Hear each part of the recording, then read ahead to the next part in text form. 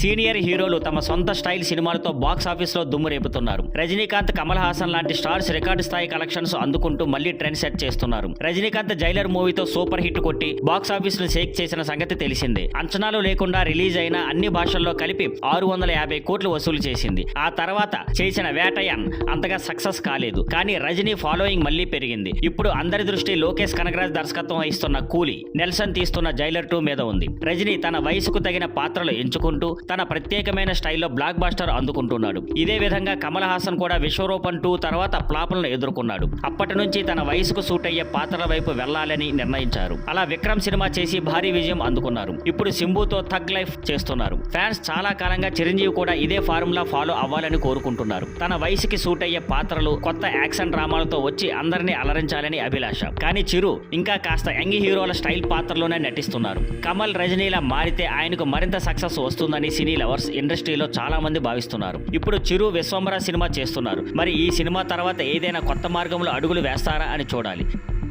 Thank you for watching. Please like, share and subscribe.